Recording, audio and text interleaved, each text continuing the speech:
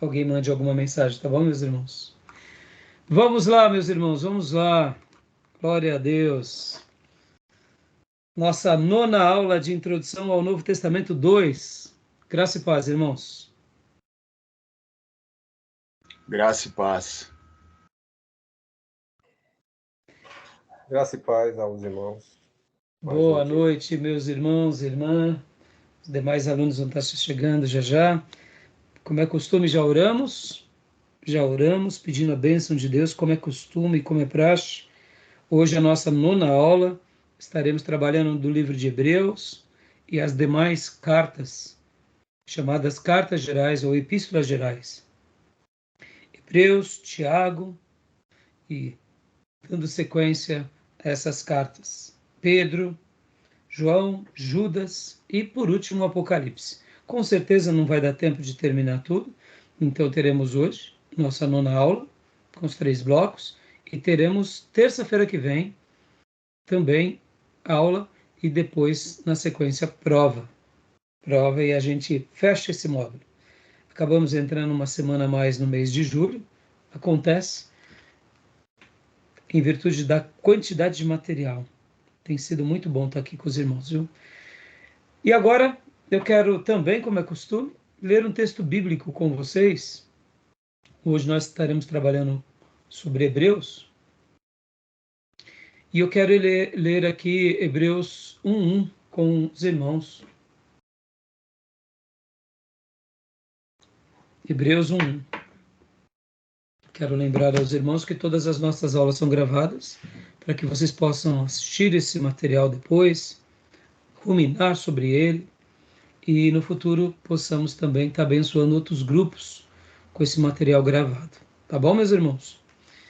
Então vamos lá. Hebreus 1:1. O irmão que quiser pode ler para nós. Quero ler aqui esse versículo de número 1 e o versículo de número... até o versículo de número 3. Hebreus... Posso ler, pastor? 1, do 1 ao 3. Então, por gentileza, Gil, leia para nós. Havendo Deus outrora falado muitas vezes e de muitas maneiras aos pais, pelos profetas, nesses últimos dias nos falou pelo Filho, a quem constituiu o herdeiro de todas as coisas, pela qual também fez o universo. Ele que é o resplendor da glória e a expressão exata do seu ser, sustentando todas as coisas pela palavra do seu poder, depois de ter feito purificação dos pecados, assentou-se à direita da majestade nas alturas. Glória a Deus. Somente essa introdução tem verdades e doutrinas imensas em poucas linhas. E é uma síntese tão objetiva da pessoa de Jesus, mostrando a supremacia de Jesus, a pessoa de Jesus, a obra redentora de Jesus, a encarnação de Jesus, a expiação de Jesus e a personificação de que ele é a palavra, ao mesmo tempo ele é ungido, e ele sustenta tudo por meio da sua palavra, que um dia ele tinha falado no passado, mas agora, nos últimos tempos, ele falou novamente. E ele faz questão, o escritor faz questão de dizer que nesses últimos tempos falou pelo Filho, dando uma ideia de que ele não só é o Messias, mas ele é 100% homem, 100% Deus, e que transmitiu a palavra de Deus em pessoa, em obra, revelando a majestade de Deus, cumprindo todos os mandamentos e assim realizando a obra redentiva, subindo aos céus e está sentado à direita da majestade, à direita do Pai. Que começo é esse? Só esse começo aqui, se nós ficássemos ruminando nele, já é um banquete inenarrável, maravilhoso. E quero deixar aqui esse começo, essa breve essa breve citação, até mesmo parafraseando um outro texto também, que eu gosto muito de ler, que é Hebreus 4, 12 e 13. Leia para nós, Gil, também, Hebreus 4, 12 e 13. Porque assim como Jesus é a própria encarnação de Deus e ele viveu entre nós e cumpriu todo o processo redentivo de Deus para nós, agora no versículo 12 e 13 do capítulo 4 vai falar também do poder dessa palavra, que é a palavra de Deus, que Deus deixou para nós. Então leia para nós, Gil, por favor. Ok. Porque a palavra de Deus é viva e eficaz, e mais cortante do que qualquer espada de dois gumes, e penetra até o ponto de dividir alma e espírito, juntas e medulas, e é apta para discernir os pensamentos e propósitos do coração. E não há criatura que não seja manifesta na sua presença. Pelo contrário, todas as coisas estão descobertas e patentes aos olhos daquele a quem temos de prestar contas. Glória a Deus. E para eu concluir, eu quero fazer a citação agora do nosso querido reverendo pastor Hernandes Dias Lopes, que hoje eu ouvi uma palestra dele, e ele disse algo maravilhoso, que a Bíblia não é nova nem é antiga. A Bíblia, ele estava se referindo à palavra de Deus. A palavra de Deus não é nova. A palavra de Deus também não é antiga. A palavra de Deus, ela é eterna. Passarão céus e a terra, mas as minhas palavras não passarão. Eu achei fantástica essa citação, porque, de fato, nós somos defensores dessa revelação. E geralmente nós falamos, mas na Bíblia, e alguns dizem, mas a Bíblia tem que ser reinterpretada, a Bíblia tem que ser relida, tem que ser. E aí, quando ele disse sobre isso, ela não é antiga, mas ela também não é nova, porque ela é eterna. E Jesus Cristo é a grande revelação de Deus para todos nós. Tá bom, meus irmãos? Deixo essa breve meditação aqui. Como é costume, gosto sempre de ler um texto bíblico, afinal de contas. São seminaristas, somos seminaristas que O estamos teólogo, aqui. pastor, Deixa eu só concluir, Júnior. Somos seminaristas que estamos aqui sendo treinados para viver a palavra, a sua essência, né? Diga, Júnior, pode falar, filhote.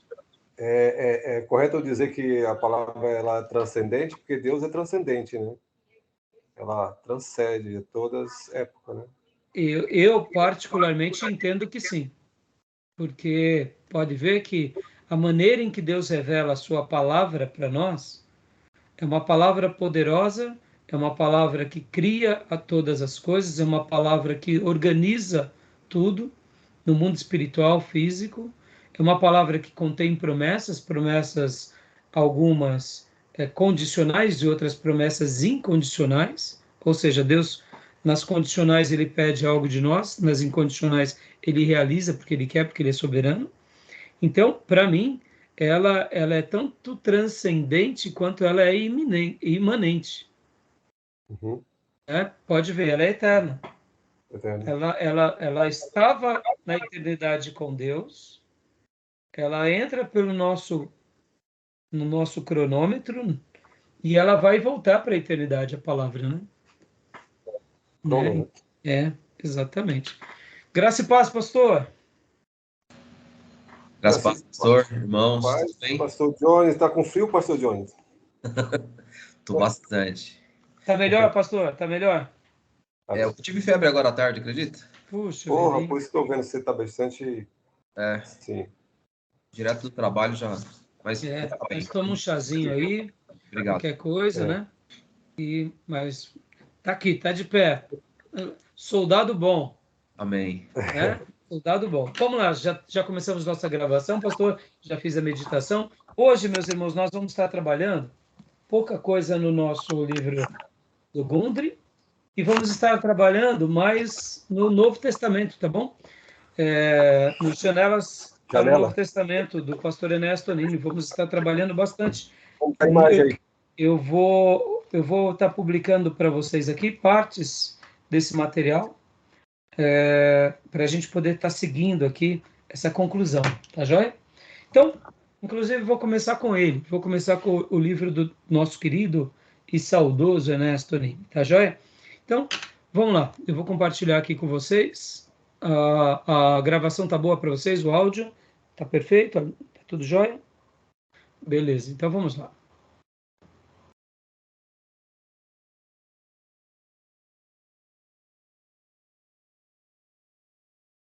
Então, vou compartilhar aqui com vocês.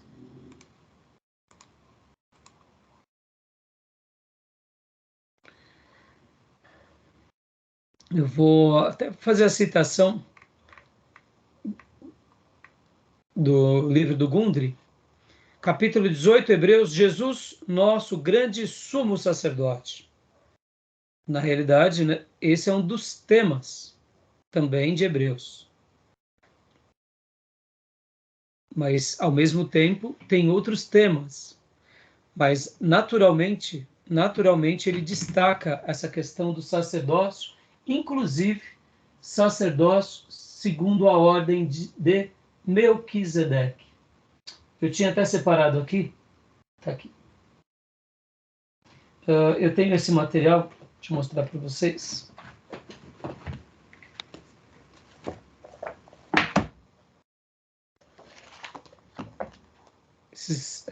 Esse material, deixa eu mudar a tela aqui para vocês verem. É um livro do Walter Henrichen, Depois do Sacrifício, Estudo Prático da Carta aos Hebreus. É um material. E aqui fica uma dica, meus irmãos, se queremos conhecer um pouco mais sobre Hebreus, também é bom que tenhamos uma noção mais profunda de alguns materiais do Velho Testamento. Por exemplo, o livro de Hebreus, ele faz uma boa correspondência ao livro dos sacerdotes do Velho Testamento, que é, qual é o livro dos sacerdotes do Velho Testamento?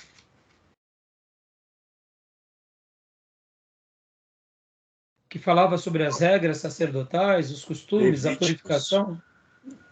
Levítico, dos levitas.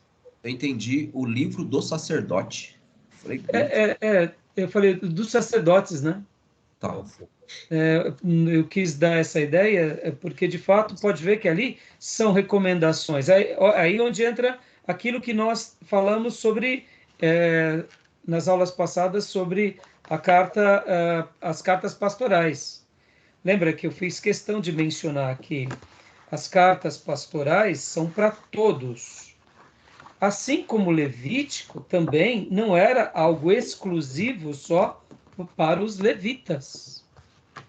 O livro de Levítico, ele era exclusivo à nação, com o tema em destaque aos sacerdotes, que naturalmente eram os pastores juntamente com os levitas, ou seja, a família de Levi, que eram compostos pelos meraritas, coatitas e gersonitas, sabendo que são da tribo de Coate, que vem o sacerdote. Mas são os levitas, pode ver que até o nome que nós temos, levitas, Levítico, ele vem dando essa ideia de as normas para os levitas. Agora, olha que interessante, como eu disse para vocês, Levítico é para toda a nação, mas a abordagem principal é como essa nação vai ser cuidada por esses pastores, por esses levitas. Como que eles vão fazer as cerimônias, como que eles vão pastorear esse povo, como que eles vão exercer o sacerdócio, as práticas. No entanto, não era uma coisa exclusiva aos sacerdotes, e o povo ficaria talvez imune numa condução mais ou menos assim, não, o sacerdote, o levita sabe o que estão fazendo, eu não tenho nada a ver com isso, se ele estiver fazendo alguma coisa errada, é o problema dele e de Deus. A perspectiva do Velho Testamento não é essa.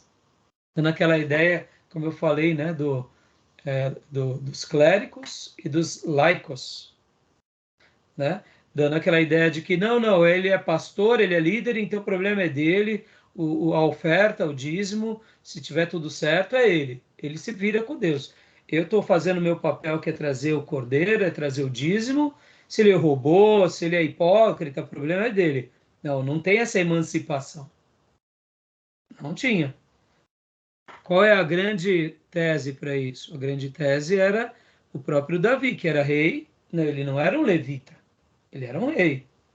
Mas no momento em que ele vai pegar a arca, que era instrumento de levita, e bota a arca num carroção, e os historiadores até comentam, alguns teólogos vão falar que Davi fez uma carroça muito bonita, porque de fato era uma carroça que ele estava trazendo a arca. E de repente usar encosta na arca e acaba toda aquela festa. Inclusive eu prego modéstia à parte, uma linda mensagem sobre isso, que Deus parou a festa, no caso de Davi, né? Sobre isso. Por quê? Por que Deus parou a festa de Davi? Davi era rei, Davi não era levita. E por que Deus parou a festa do povo? Porque o povo, ele não pode se emancipar dos seus líderes, porque a lei de Deus é para todos, inclusive para o povo se posicionar quando há um sacerdote corrupto, para o povo orar para que Deus mude o sacerdote corrupto, porque é a nação que importa para Deus.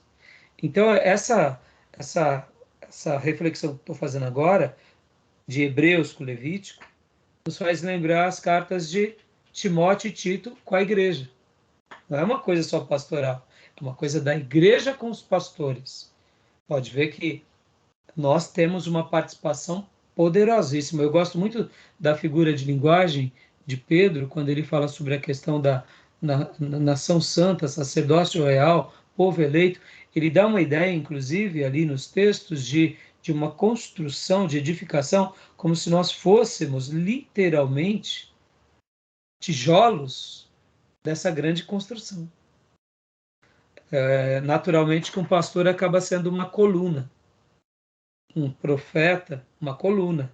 Mas e a igreja? A igreja é o tijolo, que vai ali, um unido ao outro, juntamente com a coluna, e juntos criamos essa obra chamada igreja, que faz com que as portas do inferno sejam fechadas, né?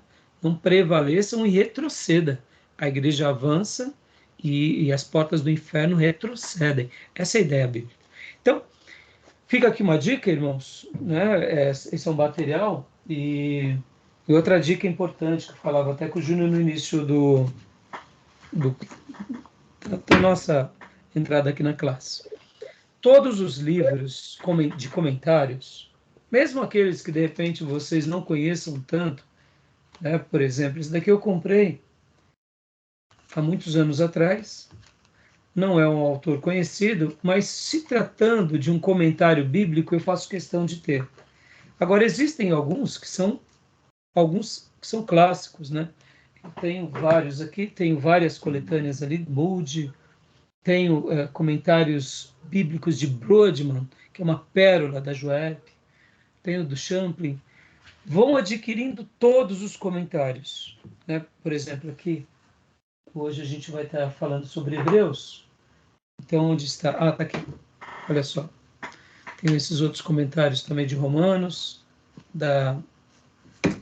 esse daqui, ó, da Imprensa Batista, Instituto Bíblico, esse daqui é a Imprensa Batista Regular, ó, de Romanos, exposição de Romanos, de Gálatas, de Stott. E hoje nós estaremos falando de Hebreus, né? E Tiago. Percebam que o nosso querido reverendo Hernandes Dias Lopes, que eu acabei de citar, ele tem também uma coletânea. Irmãos, nunca é demais. O que eu gosto de fazer? Quando eu estou fazendo a minha lição de casa, em um estudo, em uma mensagem, eu pego os comentários. E aquele ponto que eu estou trabalhando, ou aquela palavra, ou aquela frase, eu vou vendo o que os comentaristas dizem. Vou enriquecendo o meu esboço. Muitas vezes, algum comentarista faz uma citação que tem tudo a ver com a tua linha de raciocínio. ou ele faz uma aplicação, ou ele faz uma contextualização com a época. Alguma informação vai fortalecer aquela ideia que você já está trabalhando. Por isso que eu gosto de ter vários comentários. Bíblia comentada, mas assim, eu gosto e não fico preso a eles. Por outro lado, eles acabam servindo como algo muito útil a enriquecer aquela ideia. Muitas vezes você está desenvolvendo uma ideia, mas está te faltando aquelas palavras, está faltando uma frase, está faltando um verbo. E no momento que você lê, você fala, puxa, era esse. Ou seja, a única coisa que eu digo, né, coloque lá no seu esboço, de onde você tirou aquela ideia, preste honra, mas é muito bom e é muito enriquecedor. Agora, é claro, procurem sempre ter os comentaristas clássicos, tá bom? Então, só fiz esse comentário aqui, e até mesmo para a gente começar já o estudo nosso querido irmão, ele trabalha na ideia de que Hebreus ele vai ter essa proposta do sacerdócio, mas pode ver que o capítulo 1, versículo 1 ao 3 que nós lemos agora, ele já começa dando uma ideia até um pouco diferente. Ele já começa falando sobre Jesus como o Redentor, que Jesus é maior do que os anjos. Então, ele já trabalha na questão do Jesus divino. Mas, assim, não está errado o nosso irmão Condre quando ele fala sobre a questão do sumo sacerdócio, porque ele vai explorar muito isso, essa questão do sacerdote. Só relembrando mais um detalhe. Qual é a diferença do profeta e qual é a diferença do sacerdote? Há uma diferença bem sutil. Ambos são pastores de Israel. Ambos cuidam do povo. Mas há uma característica bem peculiar num profeta e há uma característica bem peculiar no sacerdote. Vocês notam isso quando a gente está lendo o Velho Testamento, principalmente o profetismo, os profetas. Sejam eles profetas clássicos, profetas literários e os não literários, ou os clássicos e os não clássicos. Como que a gente nota isso? A gente nota isso pela atuação deles. Mas tem uma definição que resume, dá uma síntese do que cada um faz. Então, qual é a diferença? O que vocês acham? Qual é a diferença entre o sacerdote e o profeta? Como eu disse, ambos são pastores, ambos ensinam a lei, ambos revelam Deus, mas qual é a diferença? Qual é a função mais pragmática do sacerdote e dos profetas? Vamos lá, Júnior, começa por você.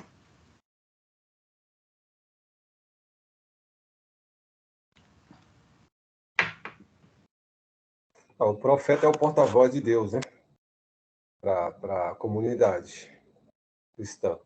Uma teocracia, o Deus falava pelos profetas. Hoje tem a palavra e Deus fala hoje profeta pelo aquele que está ministrando a palavra. Certo. E o sacerdote é aquele que fazia a parte litúrgica, sacrifício diante de Deus, né? Sim, certinho. Mas vamos lá, vamos enriquecer. Maísa, o que você vê como distinção? Eu estou perguntando para os novos alunos, porque os antigos já passaram por várias matérias e isso está mais mastigado para eles. Maísa, o que você entende na distinção? Qual era a distinção específica de um profeta? O Júnior já comentou. E de um sacerdote. O que você enxerga? Se há uma diferença, se não há, se para você se mistura essas duas coisas? Não, pastor, eu acho que não. Não mistura, não. O profeta, ele era incumbido de... Deixa eu abrir a câmera aqui. Acabei de deixar a Luísa ali com o pai dela. Incumbido de trazer o recado de Deus, né? A boca de Deus na terra, né? O sacerdote era meio que um pastor, né? Ele era aquele responsável pelos ritos, fazer as ofertas, as ofertas. Pastor, eu sou meio complicada para definir, mas é isso. Não, mas você foi bem, você está indo bem.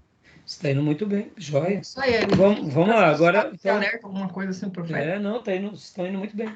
Gil, e por último o pastor. O pastor tem que... Né, pastor? Pastor é pastor, né? Gil, distinção de um profeta e de um sacerdote. O profeta traz Deus para a terra, né, para os homens, e o sacerdote leva o povo até Deus, né? Mas é claro que, assim, em detalhes, o sacerdote ele tinha como responsabilidade interceder pelo povo, pedir perdão, fazer o sacrifício do povo para que houvesse perdão, né, dos pecados. E o profeta é trazer os princípios, os mandamentos, a voz de Deus até o povo. Muito bem, tá vendo? Vocês todos estão dentro de uma linha muito boa e o Gil agora deu uma fina flor assim, boa. Pastor Johnny, você tem Preciso que... falar mais alguma coisa, pastor? Pois é, eu concordo com o que todos disseram, né? O profeta tem a função de ser boca de Deus na terra, acho que é uma definição que cabe bem. E o sacerdote, como o senhor mesmo falou, né, ele também exerce a função de pastoreio, tal como o profeta, mas o que difere, acho bem claramente, são os rituais, que a eles, os sacerdotes, estavam incumbidos de exercer dentro do templo.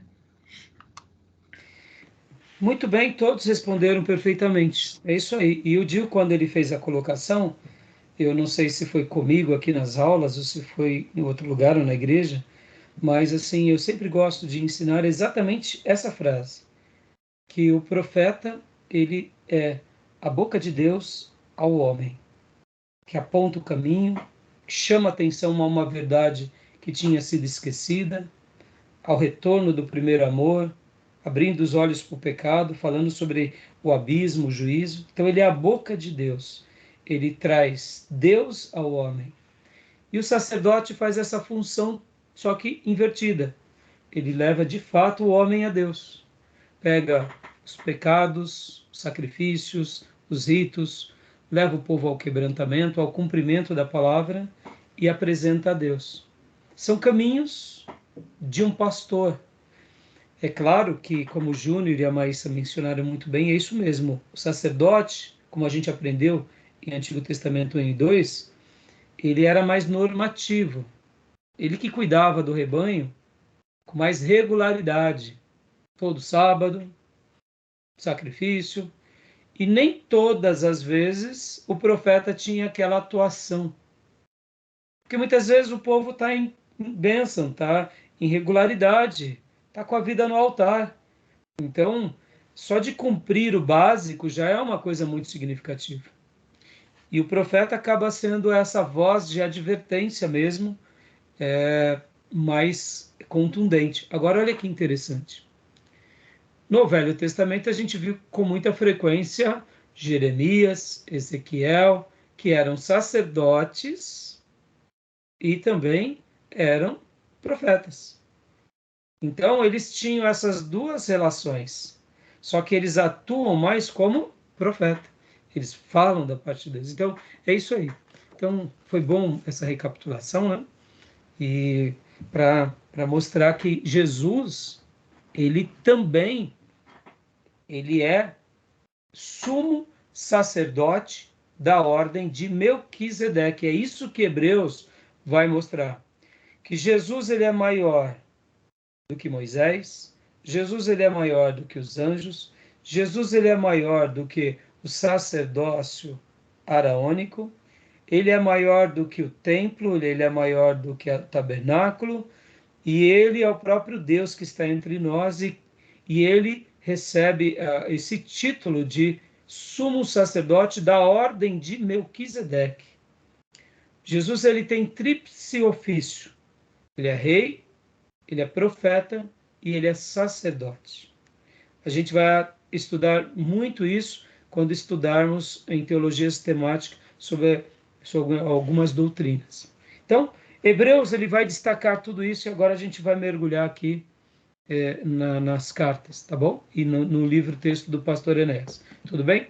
Bom, eu espero que vocês estejam lendo todo o material que eu já passei para vocês E qualquer dúvida que vocês tenham tido, meu irmão, sempre tomem nota, mandem no WhatsApp, coloquem aí, ou senão durante a aula perguntem, porque essas aulas aí, essas anotações, a gente vai tentar esclarecer elas aqui na aula ou depois, tá bom?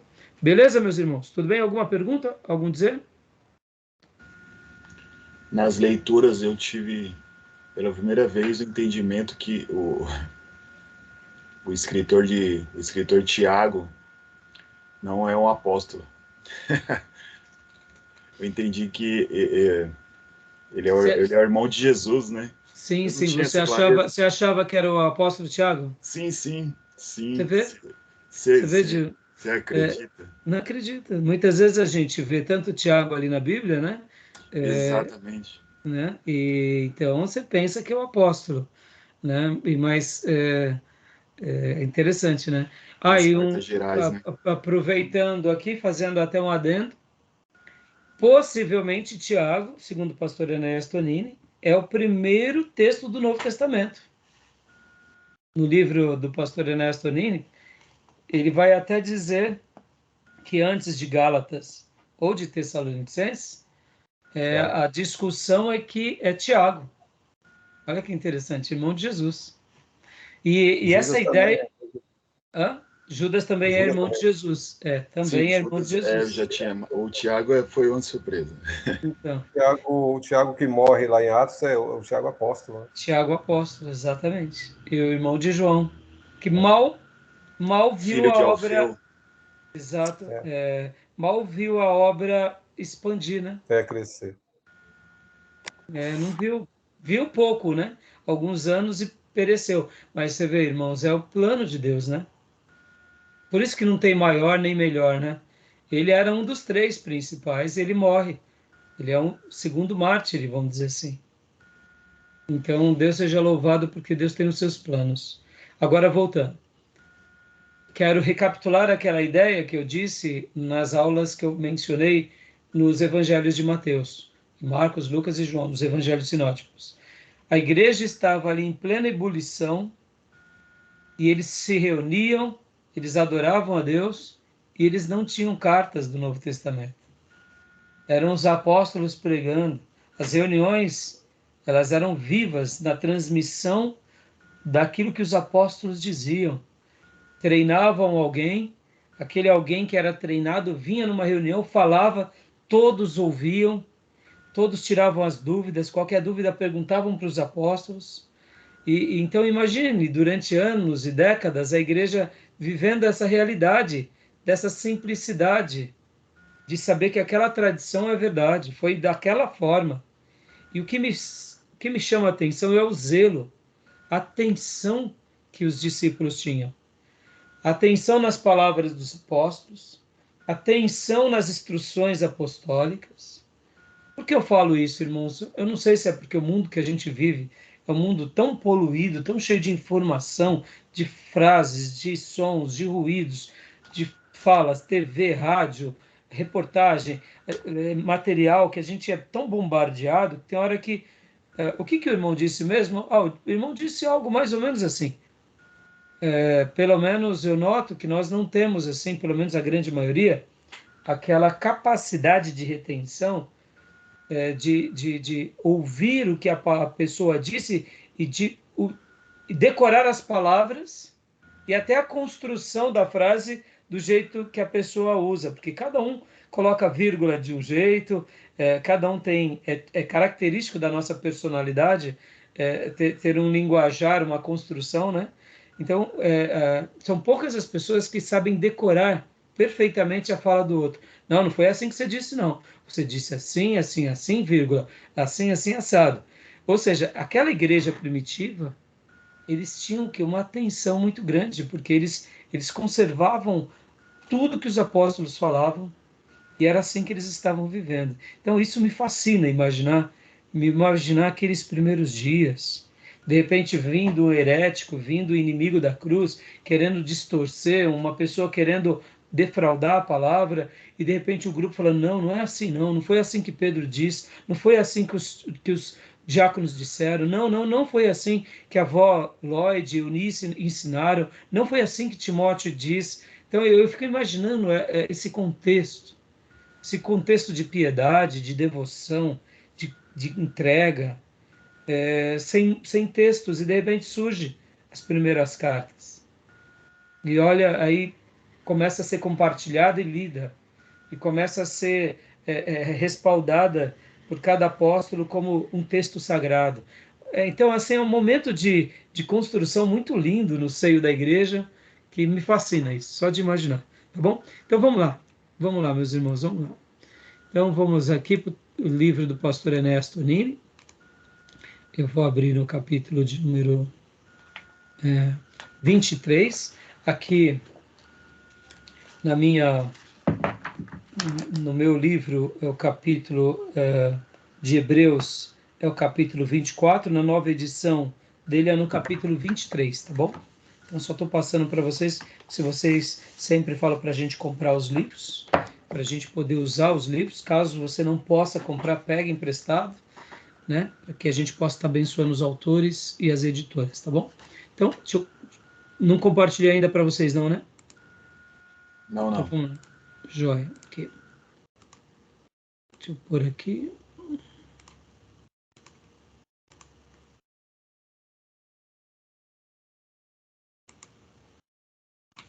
Joia. A letra tá bom para vocês? Dá para aumentar mais um pouco. É só aumentar Era bom aumentar um pouquinho aí para você. Deixa eu aumentar mais um pouco, então.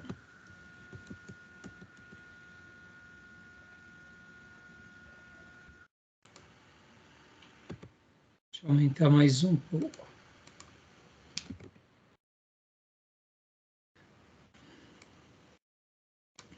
Deixa eu dar até para você aqui, 220. Vamos ver se aqui coube. Aí. Tá joia?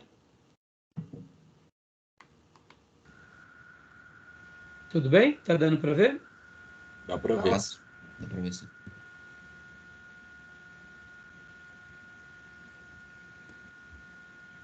Cada livro tem uma disposição, então não dá para a gente padronizar, sabe? Aumentei mais um. Aqui não, aqui ficou ruim.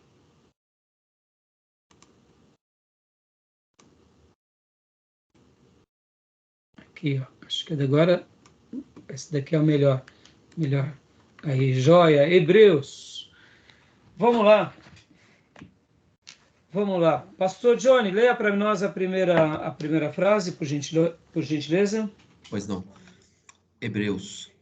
Essa epístola é um tratado, um sermão e uma carta que expõe a absoluta supremacia de Jesus Cristo e do pacto firmado com base em seu sangue expiatório em relação a qualquer ser ou instituição humana ou celestes criados. Cristo é superior aos anjos, a Moisés e Arão, bem como a classe sacerdotal proveniente desse último. Cristo é retrato como grande sumo sacerdote, como grande sumo sacerdote, que tendo oferecido a si mesmo como o único sacrifício suficiente pelos pecados, agora ministra no santuário celestial como nosso representante diante do trono de Deus. Vocês podem ver, obrigado, pastor, que o próprio pastor Ernesto também vai tratar desse tema, porque de fato é o tema que mais se destaca, o sumo sacerdócio eterno. No entanto, podem ver que também ele faz essa menção, que Cristo é superior a anjos, a Moisés, a Arão e a classe sacerdotal. Agora, olha só, leia para nós aqui, meu irmão, aqui, essa citação de A.T. Robertson.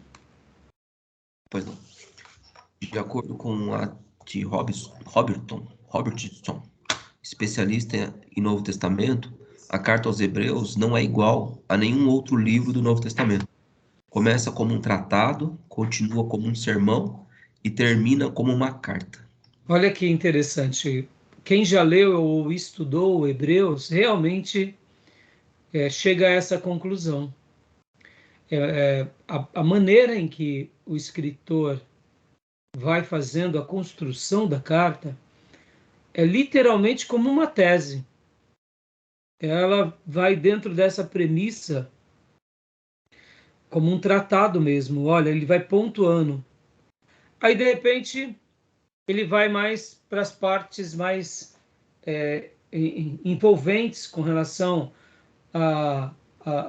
às questões mais práticas daqueles que retrocedem, daqueles que são maduros, daqueles que não são maduros, de entrarmos diante do trono de Deus. E depois ele termina dando aquele desafio maravilhoso da galeria da fé, dos heróis da fé, dando esse desafio, e ele consegue, por último, até dar aquela pitada pastoral, dizendo: olha, considere os seus líderes, não sejam pesados, porque de fato Deus exorta sempre quem ama. E o líder que realmente cuida deve ser honrado, e fecha. Ou seja, ele sai de uma tese, vai para algo mais caliente, e depois ele conclui ali de uma forma fechando muito bem. Quando a gente realmente estuda esse livro, nós notamos isso, né? Então, é muito interessante. Querem comentar alguma coisa? Alguma pergunta? Alguma dúvida? Não? Então, pastor, leia para nós também essa parte. Beleza. Hebreus reveste-se de suma importância no estudo do Novo Testamento e da literatura bíblica em geral.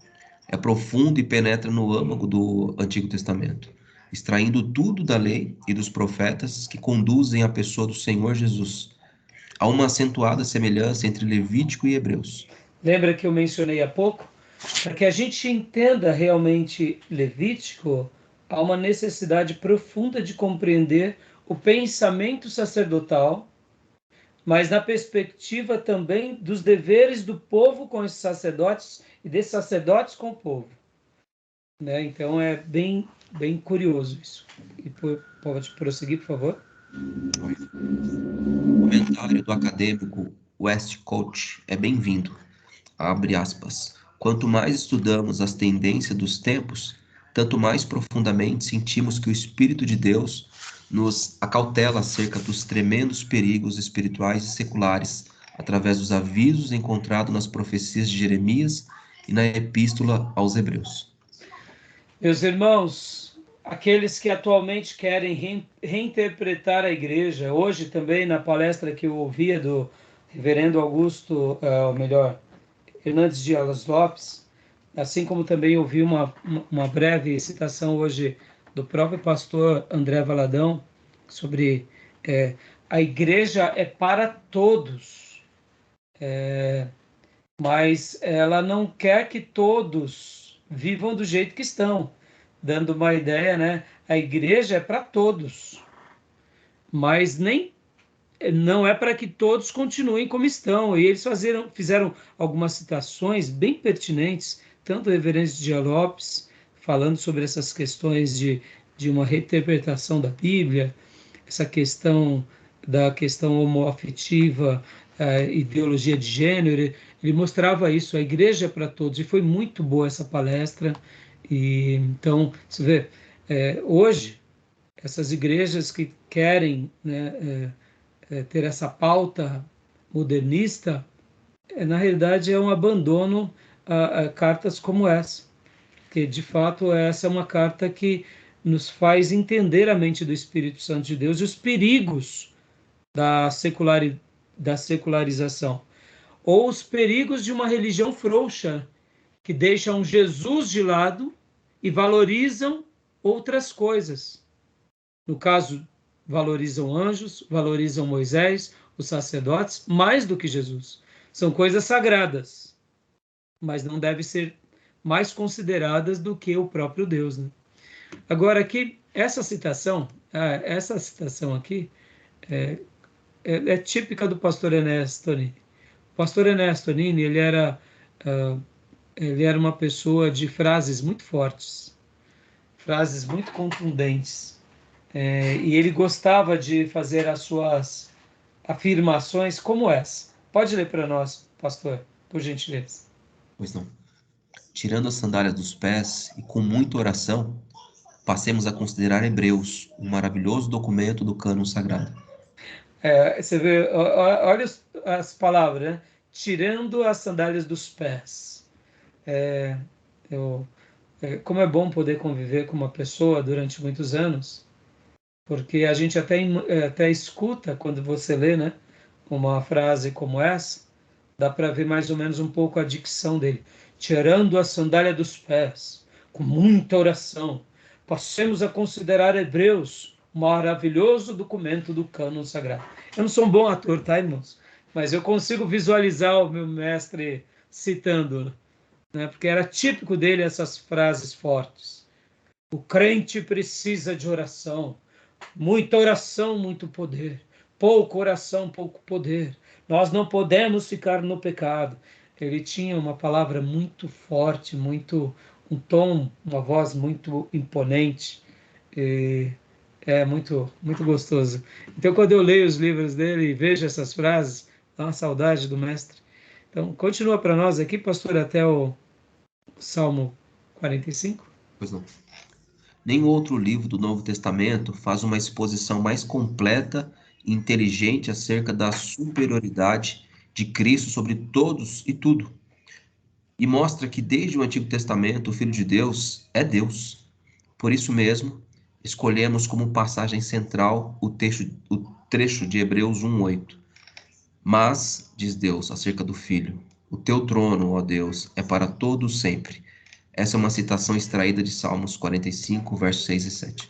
Por essa afirmação do pastor Enéas, mesmo ele tendo citado aqui acima sobre que Hebreus ele vai ter essa premissa de estar sendo um texto que vai trabalhar nessa ideia de Cristo como sumo sacerdote da ordem de Melquisedeque, e o sacerdócio eterno é um título, e é um título para a divindade de Jesus, mas nós não podemos esquecer que essa citação que o pastor Enéas faz, e eu concordo em gênero, e número e grau, que se eu pudesse dar uma síntese do livro de Hebreus, é que Hebreus apresenta também Jesus como Deus.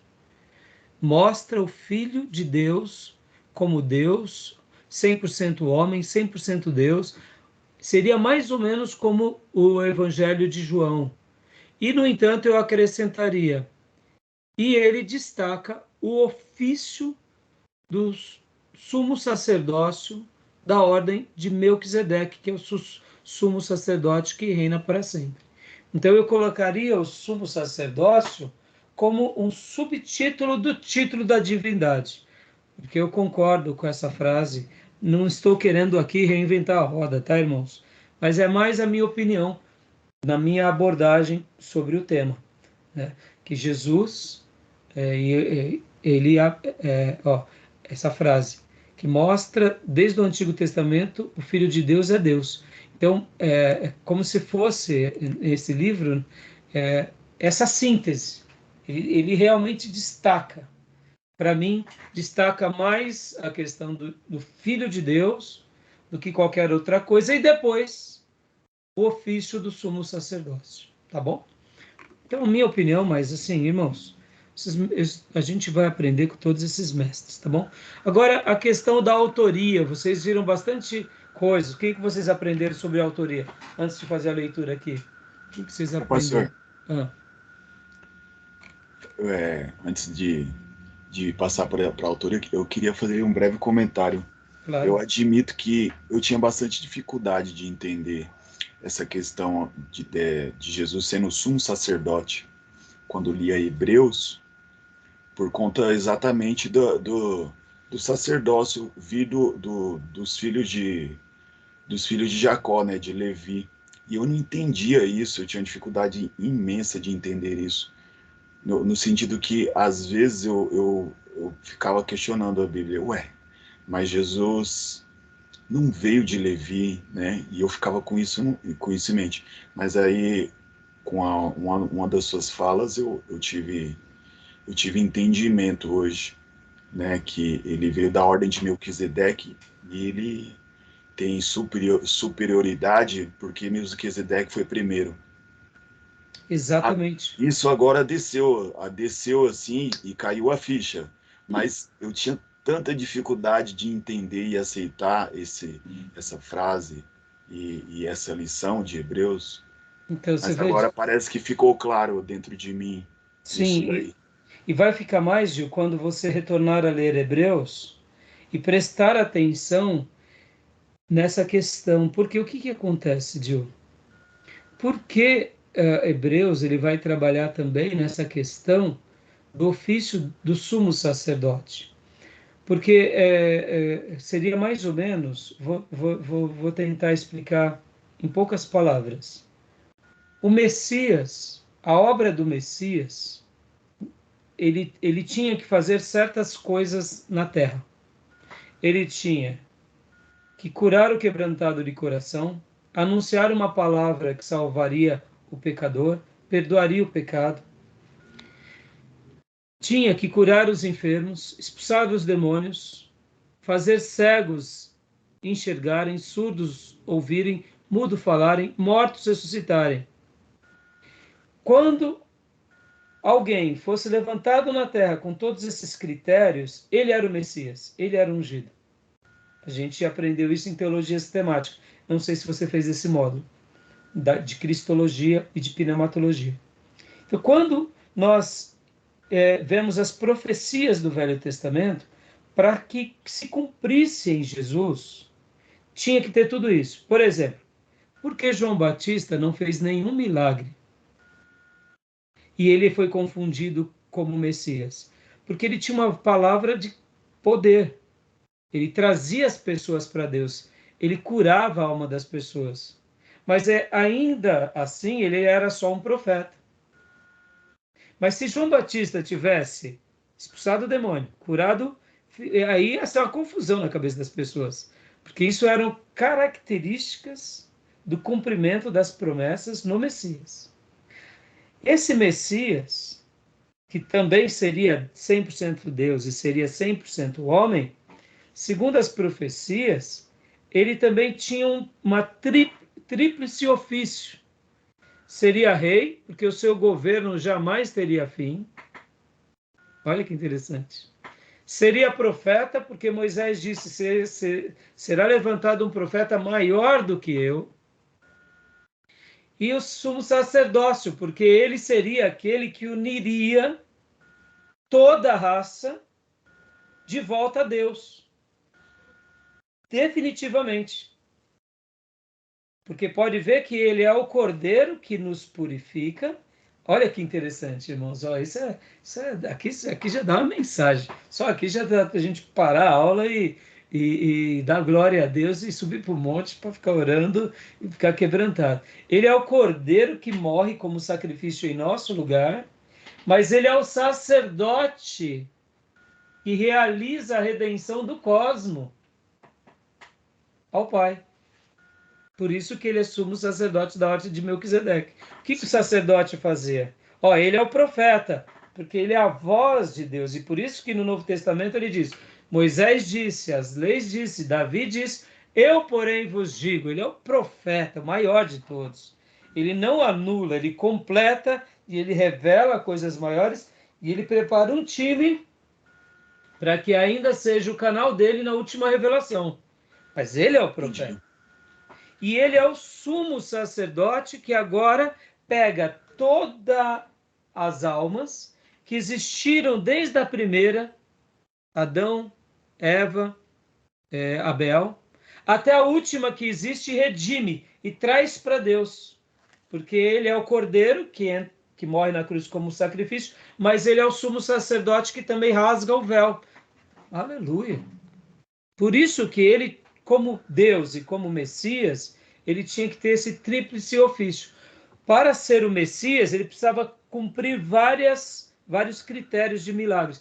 Por isso que os apóstolos e os discípulos, ao longo dos 2000 anos, nunca se vangloriaram de fazer tantas curas que nem Jesus, ou de ter uma necessidade, por exemplo, eu sou discípulo de Jesus, eu tenho que fazer tanto milagre que nem Jesus. Não, a gente não se azarrou, não fica se ensoberbecendo disso. Porque esse é um ofício típico de Jesus. Se a gente receber o dom da cura, o dom da profecia, glória a Deus. E se a gente curar muita gente, mesmo assim não é nada, porque para nós é como um dom, um presente para a gente fazer uma obra para Deus. como foi João Batista, uma mensagem poderosa para trazer pessoas para Deus. Mas ele sim precisava fazer muitos sinais, porque as profecias, principalmente de Isaías, diziam que o Messias vai fazer todas essas coisas. E podem ver que quando ele realiza alguns milagres, ele cura cegos de nascença, mortos ao quarto dia, ele quebra os padrões da época, em todos os sentidos. Então, Gil, quando a gente vê o escritor de Hebreus, ele está destacando esse lado do Jesus Deus, mas esse lado também do Jesus sacerdote eterno, que ele é ao mesmo tempo o cordeiro, mas ele é ao mesmo tempo aquele que pega. Ó, vamos imaginar agora aqui, olha o que ele fez na cruz. Ele pegou todas as almas que creram antes dele, da primeira de todas, a primeira alma arrependida, e a última que vai existir, e uniu todas elas na cruz ao Pai no sacrifício dele. Ou seja, por isso que a morte de Jesus é o conserto do universo caído. Deixa eu dar uma ilustração aqui para vocês que eu nunca mais me esqueci. Há muitos anos atrás, eu chamei um reverendo, que é o reverendo Amilcar Borba, um pastor presbiteriano da igreja presbiteriana da Rua Helvétia. Não sei se ele ainda está vivo, porque ele já era um ancião quando ele veio pregar na nossa igreja na década de 90. Eu tinha amigos dessa igreja que eram diáconos, e um dia eu soube que esse reverendo, ele fazia uma obra, ele era pastor dessa igreja local, e ele saía pregando em muitos lugares e ganhava muitas vidas. E realmente, irmãos, ele tinha uma mensagem muito boa. Então ele pregou 3 dias na nossa igreja e deu frutos, muito frutos, ganhou várias vidas. Foi assim aquelas cruzadas simples, assim, porque foi uma igreja local. Na época nós estávamos no nosso primeiro lugar, então éramos bem menores ainda. Mas eu lembro que ele contou uma história que eu quero mostrar e contar essa história para vocês, para entender o processo da redenção. Porque quando a gente fala da redenção, a gente lembra do Cordeiro, mas a gente não lembra do sumo sacerdote, que faz o sacrifício do Cordeiro. Na expiação, a gente destaca o Cordeiro, mas a gente não destaca o sumo sacerdote. É quase como que a ideia é que o Pai é o sumo sacerdote, mas na realidade Jesus é o sumo sacerdote. Ele consegue ser o sacerdote e consegue ser o Cordeiro. Então, o reverendo Amilcar fez o seguinte, ele contou essa ilustração, ele falou assim: lembram, irmãos, aquelas balanças antigas com os pratos? Que você tem o fiel no meio, que você precisava de pegar pesos e colocar de um lado, e aí você ia colocando 1 quilo, 5 quilos, e aí você colocava a mercadoria do outro lado, não era assim? Colocava a mercadoria, ia colocando os pesos de ferro, e aí o fiel da balança, né, ia dando se estava na medida certa. E o reverendo Amilcar contou essa história, eu nunca mais me esqueci, vez por outra eu conto essa história. Ele falou assim: vamos colocar num desses pratos, vamos colocar nesses pratos aqui a criação de Deus, toda a criação. O planeta, o cosmos, e o ser humano. E aí veio o pecado de Adão e Eva. Aí o prato, ó, já começa a ficar pesado. Aí vem e nascem as pessoas, a geração antes do dilúvio. Aí o prato começa a ficar mais inclinado ainda, né? E aí Deus castiga, tal, manda o dilúvio, refaz a criação, e aí vem a história da humanidade. Quantos pecados não são esses que, ao longo dos séculos, seres humanos, nas guerras, nas atrocidades, que peso ficou esse prato? Aí o reverendo Amilcar dizia que ele ia lá para o chão, tão pesado. Aí ele falava assim: agora pense você nos seus pecados. Puxa vida, piorou mais, né? Agora pense nos pecados das pessoas que vão viver até a última geração. Meu irmão, parece que agora afundou esse prato, né? Não tem mais como. Aí o outro prato que estava aqui em cima, ele falou assim: agora você imagine Deus, Pai, pegando um conta-gota.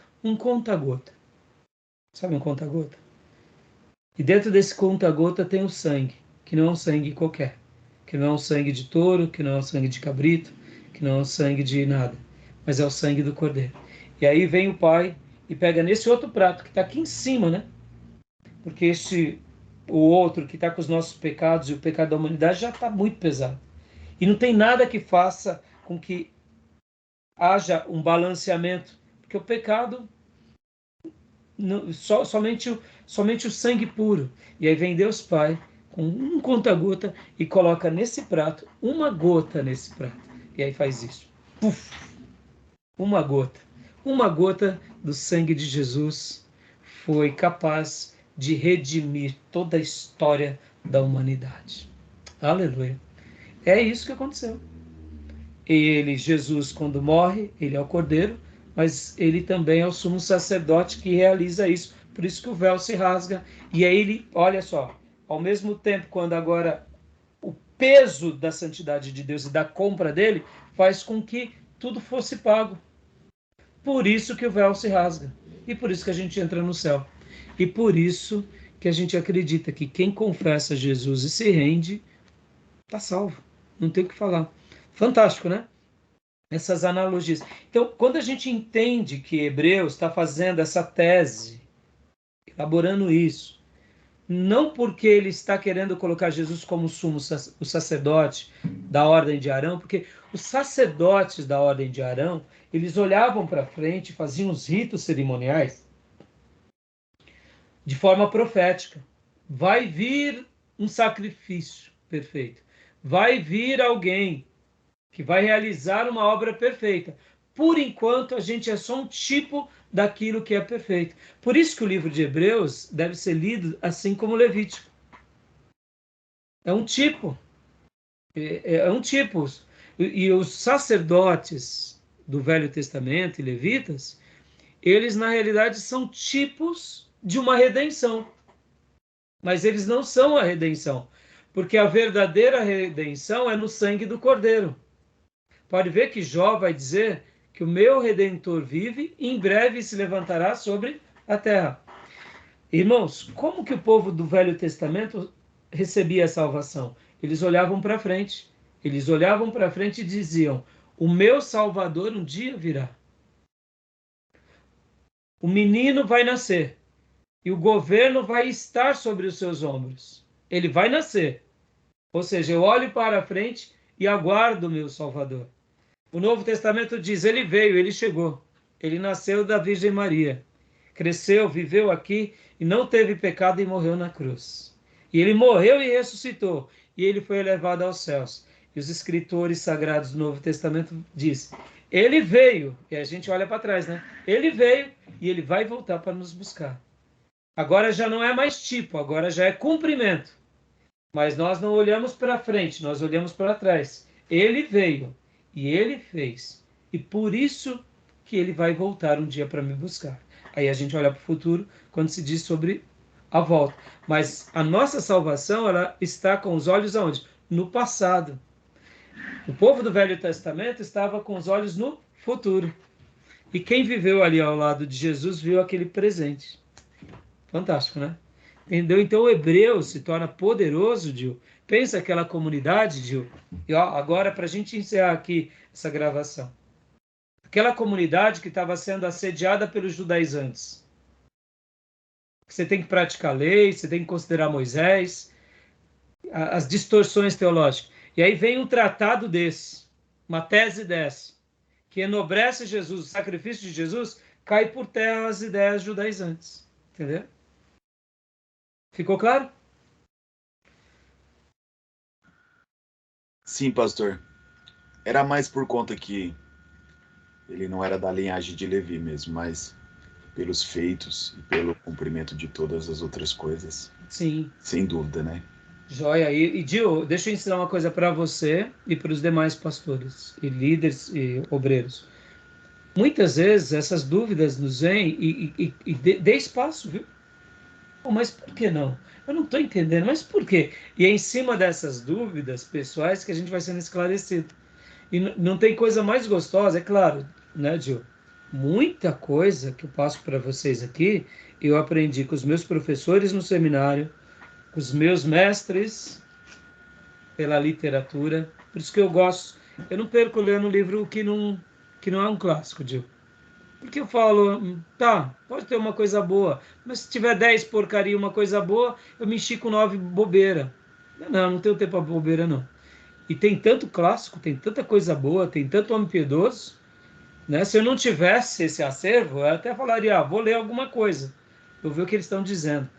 Mas, então, muita coisa eu passo para vocês. Mas nesses questionamentos de, mas por que um sacerdote? Mas é Arão? Ah, não é Arão, é de Melquisedeque. Ah, pera lá, vou estudar Melquisedeque. Aí começa a cair, sabe, as dúvidas e nós começamos a ser ministrado na certeza. Tá bom? Mas isso é assim mesmo, viu, Gil?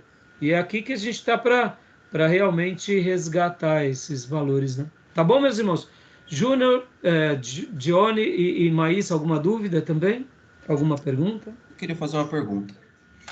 Pois A não. respeito do Cristo como Salvador, bom, entrando no mérito, né, do Salvador, sacerdote, etc., é óbvio que quando ele se apresenta ao mundo, ele deixa claro isso. No entanto, acho que o povo judeu, até pelos evangelhos a gente consegue perceber isso, que a expectativa deles não era a libertação dos pecados, e sim do Império Romano. E me parece que isso é algo que foi sendo alimentado ao longo do tempo. Logo, eu paro para pensar e fico me perguntando se as pessoas se compreendiam como pecadores.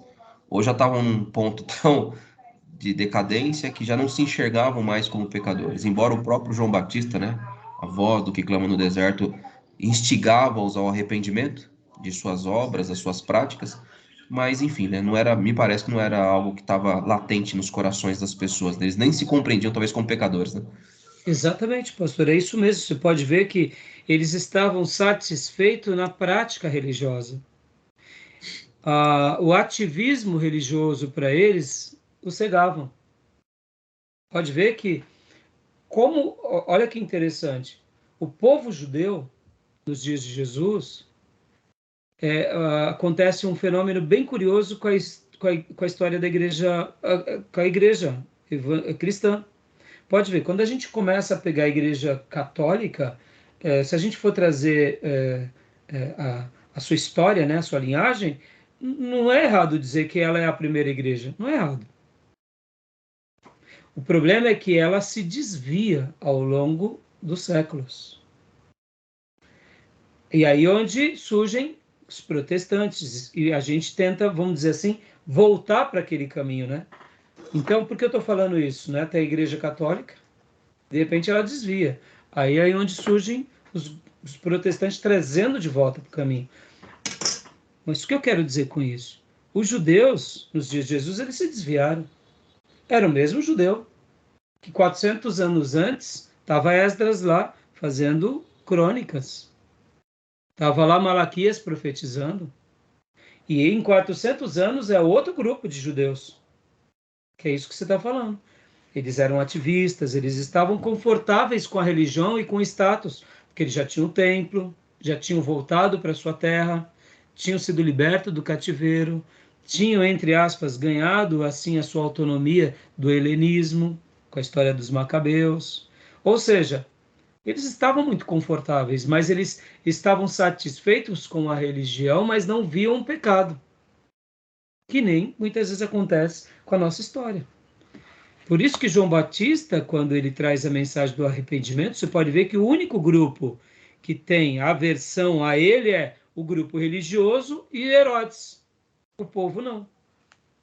Porque as pessoas sabem na sua inteireza o que é o pecado. Então, quando você fala que eles queriam realmente, eles não estavam ali olhando, né, para o lado sacerdotal, é verdade, não estavam. Eles queriam apenas o Jesus Rei. E qual é a base para isso? Multiplicação dos pães e peixes. Pode ver que quando Jesus faz a multiplicação, aí pronto. Aí é quase como se fosse a coroação. Ele é o rei mesmo. E está dando até pão de graça, que nem foi Moisés no maná. E aí Jesus disse, não é isso que eu quero fazer. Olha que mistura o povo tinha. Ali já eram discípulos de Jesus, mas ainda a influência da libertação do jugo romano. Eles não tinham aquela clareza de que eles estavam sob o domínio de Satanás.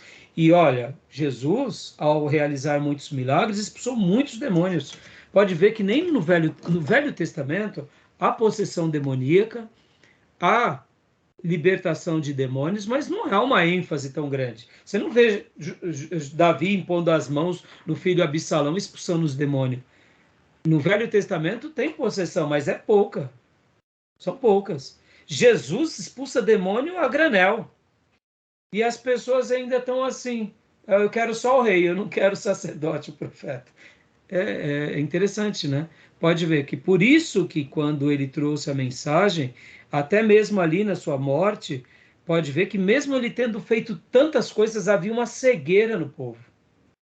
Os sacerdotes, os escribas, mandando crucificá-lo, o povo que outrora comeu pão, agora gritando, crucifica. Havia uma cegueira que só foi compreendida depois da ressurreição, que foi compreendida vendo a coragem nos apóstolos e dos discípulos, e eles fazendo maravilhas que não era uma coisa comum para homens comuns. Então, aquela mensagem de Jesus que ele vivia foi compartilhada agora com aquele colegiado de 120, e houve essa explosão. Ali que a cegueira começou a cair de fato, que é quando a igreja nasce de uma nova perspectiva. Olha que coisa louca. A igreja nasce com Jesus. E ela tem um poder com Jesus, mas ela nasce com os apóstolos, ela renasce com os apóstolos numa outra dimensão, num poder talvez mais assustador, porque agora não era com a pessoa de Jesus, mas pelo poder do Espírito Santo atuando ali em comedores de arroz e feijão, que nem a gente. Por isso que foi assim algo fora da curva. E essa cegueira, pastor, era muito real, né? Você pode ver que é isso mesmo, né? Por isso que somente quem realmente se converte de todo o coração compreende esses mistérios. Quem não se converte não compreende. Pode ver que a gente se satisfaz com os critérios religiosos, né? Com ativismo. Mas a verdadeira religião nos liberta do pecado, abre os nossos olhos, sensibiliza o nosso coração e faz aquilo que o apóstolo Paulo nos ensina, que é pelo poder do Espírito que nós entendemos coisas do Espírito. Só assim. Né? Beleza, meus irmãos? Mais algum comentário, mais alguma dúvida? Eu só queria te pedir uma gentileza depois. O senhor Pois chegou a mencionar a respeito das obras do Cristo, né? Eu lembro de Isaías, mas tem alguma outra? Não precisa responder agora, a gente pode ver isso depois. Quais outros textos da palavra deixa claro e evidente que seria operante em todos os sinais e prodígios? Então, na realidade, a maioria é Isaías, mas os profetas sempre vão estar trazendo. Lembra que, por exemplo, a questão do jumento, a questão do nascimento, são várias profecias, mas dentro das várias profecias, que cumpriria na pessoa do Emanuel, ele também teria que fazer essas coisas. Em teologia sistemática a gente trabalhou um pouco sobre isso, mas depois eu posso resgatar e passar para você e para o grupo, tá bom? Joia, meus irmãos, beleza? Vamos prosseguir? Vamos lá? Joia? Então, vamos parar aqui essa gravação, que já deu mais de 1h e 13, inclusive na outra a gente faz um pouquinho menor, tá bom? Vamos dar uma pausa então, para a gente ir ao banheiro, beber uma água, 3 minutinhos, fechado? Então, vou parar a gravação.